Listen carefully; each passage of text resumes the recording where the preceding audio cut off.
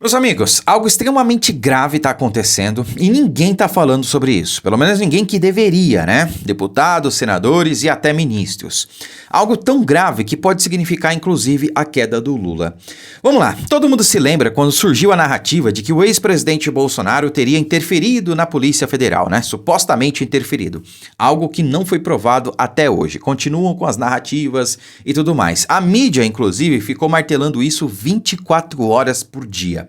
Sem ter um indício sequer. Apenas uma acusação, uma matéria de jornal, algo sem embasamento e tudo mais, né? Isso porque a Polícia Federal, assim como outras instituições, como as Forças Armadas, né? Especificamente o Exército Brasileiro, são instituições de Estado. No caso das Forças Armadas, instituições permanentes, né? Que não podem sofrer alterações ali sem ter participação e anuência do Congresso Nacional. De qualquer maneira, você não pode interferir em questões internas das corporações, das instituições, porque isso vai ferir ali realmente a autonomia delas, né? E foi do que acusaram o presidente Bolsonaro de ter feito, de ter interferido ali supostamente numa investigação, sem pé nem cabeça, né? Pois bem, só que agora nós temos algo concreto vindo do Lula. O Lula, né, supostamente, não posso acusar, interferiu ou tentou interferir diretamente numa questão interna do Exército Brasileiro. E nesse vídeo eu quero trazer para vocês essas e outras questões muito importantes, por isso eu peço que desde já vocês compartilhem esse vídeo em todos os grupos que vocês participam e deixem o like aí embaixo porque isso é muito importante e ajuda no engajamento, tá certo? Inscreva-se no canal e siga a nossa página se for novo por aqui também. Bom, temos aqui uma matéria do Terra Brasil Notícias que vai servir de base para a gente entender o que vem acontecendo, tá? Então olha só, novo comandante do Exército tem histórico ruim de beneficiar parentes e passou na frente do general mais antigo, diz site. Vamos entender o que está acontecendo. Então a crise entre o Exército e o governo Lula não deve acabar tão cedo. E realmente há uma tensão no ar aí entre as Forças Armadas, especificamente o Exército Brasileiro e esse desgoverno Lula, né? Então desde o ano passado algumas farpas vêm sendo trocadas aí, algumas situações bem peculiares vêm acontecendo. Desde a nomeação do general Arruda para o comando do Exército Brasileiro. Algo que a gente sabia que não ia durar muito. Eu mesmo fiz um vídeo falando sobre isso, né? Falando, olha, ele vai ser trocado assim que possível. Não é alguém de confiança do Lula. Muita gente criticou o general Arruda no início, mas eu disse, olha, é alguém ligado e de confiança ao general Braga Neto, tá? Então não é um melancia, não é nada do tipo, tá? E, infelizmente, agora a gente está vendo que isso realmente era verdade, né? Por que, infelizmente? Porque ele saiu do comando do Exército. O general Arruda é uma pessoa legalista, tá? Que não quis se submeter às vontades do Lula. E qual vontade especificamente? A gente vai chegar lá, olha só. Há pelo menos dois motivos que apontam para o seu prosseguimento, né? No caso da tensão entre o Exército e o atual desgoverno. O primeiro é que a suspensão da nomeação do tenente-coronel Mauro Cid para chefiar o 1º Batalhão de Ações de Comando em Goiânia, pedida pelo presidente Lula e rejeitada pelo agora ex-comandante do Exército, Júlio César Arruda. Não é o único ponto de atrito entre o governo e a força em termos de gestão de pessoal. Então vejam que isso aqui é muito grave e ninguém está se atendo a isso, né? Eu lembro que queriam derrubar o presidente Bolsonaro por suposta interferência na Polícia Federal. Abriram até uma investigação, a mídia estava batendo o dia inteiro. Mas agora nós temos aqui, ó, foi pedido pelo presidente Lula, né, a troca, ou melhor, a suspensão da nomeação do tenente-coronel Mauro Cid para chefiar o 1º Batalhão de Ações de Comando em Goiânia. Vamos entender por que o Lula pediu isso aqui.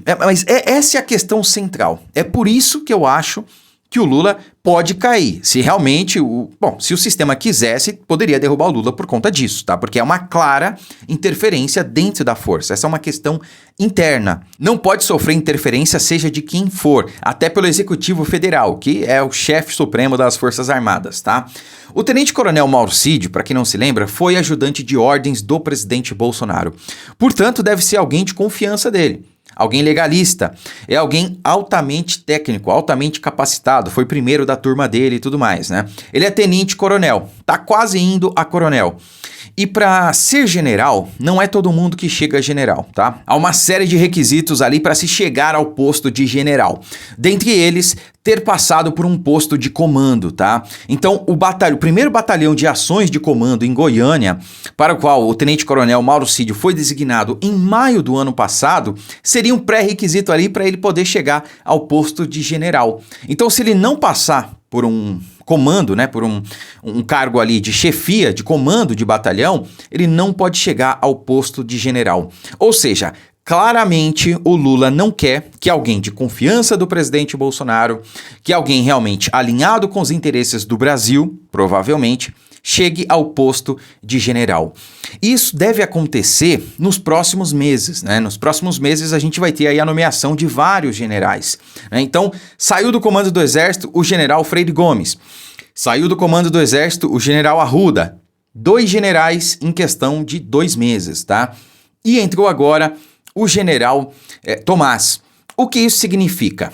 Abriu 2 vagas, ou melhor, 3 vagas, porque havia saído também o outro general antes. 3 vagas para o alto comando.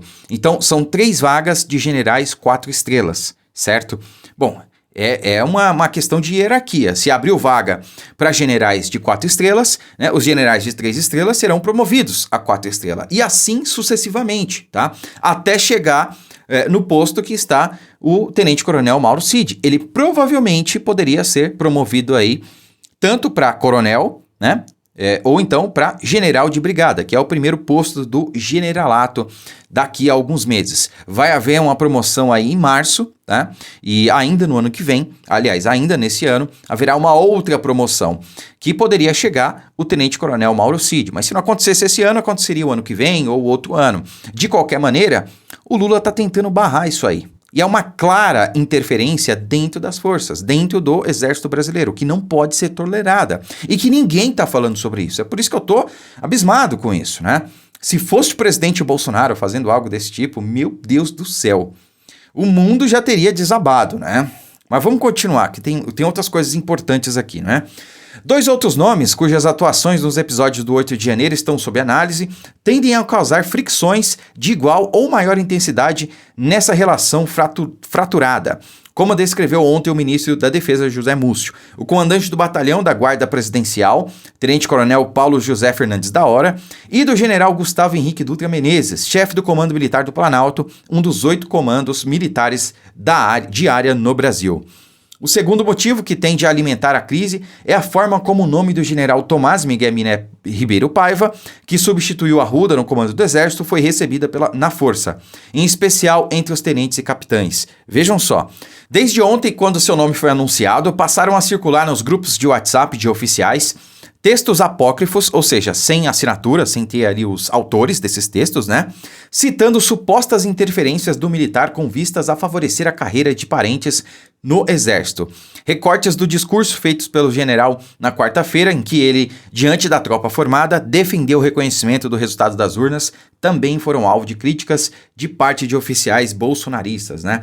Na verdade, isso denota aí uma crise interna, tá? Se realmente for verdade. Eu não sei qual é a fonte dessa matéria, né? Se ela realmente é fidedigna, tá? A escolha do general Tomás não seguiu o critério de antiguidade que havia feito com que, no mês passado, Lula apontasse para o posto general Arruda.